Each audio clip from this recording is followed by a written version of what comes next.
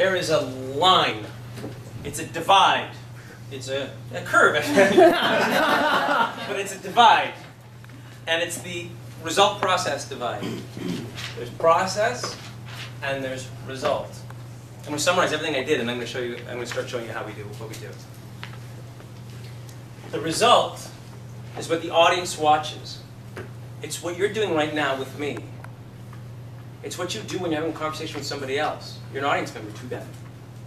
So it's very, very, very easy to be stuck in audience mode.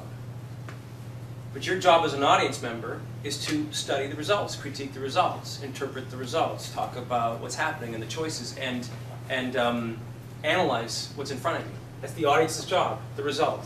The result is the scene. The process is how to get there, and then let go, as you're saying, and then do it and let it happen. And then we watch it. And that's your job.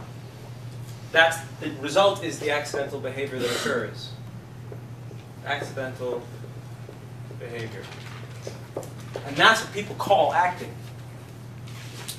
And that's where the fabulous thing with the hair, you know, or the little twinkle in the eye, or that little moment of this, or the James Dean thing, or Clooney's thing, or all this exciting, fabulous, wonderful, filmic, amazingly humanistic stuff, and we ingest it, and we love it, and we call it acting.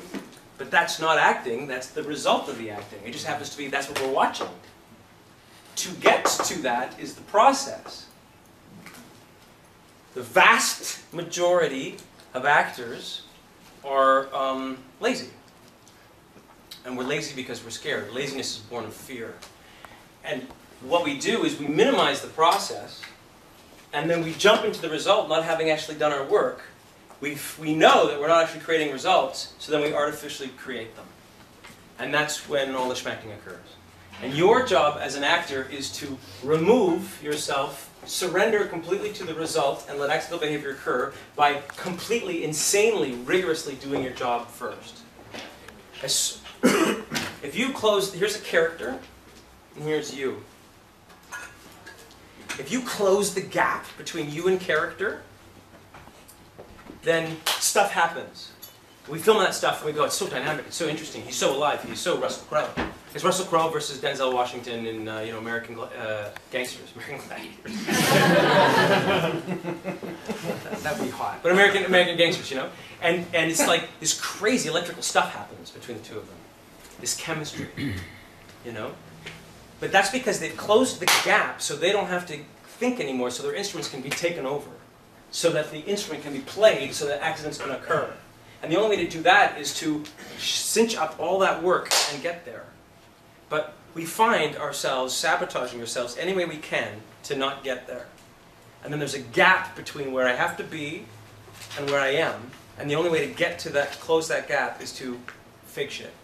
Anyway, so you have to make sure that you cinch that gap always and be rigorous about it. And we're talking about like the really the top ends. You know, now go watch the 5-line supporting guest star on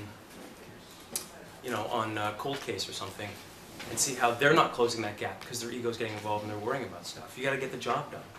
Accidental behavior occurs when you're really affecting change in somebody else because you've understood the story. Everyone understand? Now, this process-result divide is really obvious to early actors, or to actors like your statures who have overcome being an early actor, which is, you know, that to play happy is a result. Like to play a feeling, I'm happy, is going to be fake and artificial. Because that's an artifice result. I'm playing a result. I'm not processing it. And I have to actually make myself happy and then do something to you in order to create happiness. Do you understand? So you got to go back to your process. But even the best, even the most experienced, matured celebrity actor can still slip into this. They can jump the process and start faking something in the result. And it's very, very, you have to be incredibly disciplined.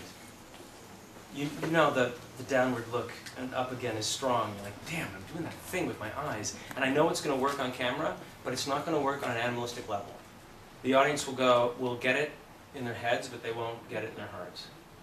Never, ever use a tear blower. If your character has to cry, cry. If you cannot cry, you're not an actor. You can, I'm not going to do it right now, but for those of you who study with me know that I can. My job is not to fake it. It's to kill my son in the corner and then come back out and you'll see me crying because I've just killed my son.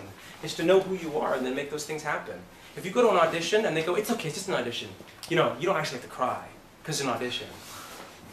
That's a lie. Because the next girl's going to come in and she's going to cry and they go, oh my God, that was so great, she's so natural, and hire that person. But it's not natural, it's technique. She killed her kids in front of you. It's your job.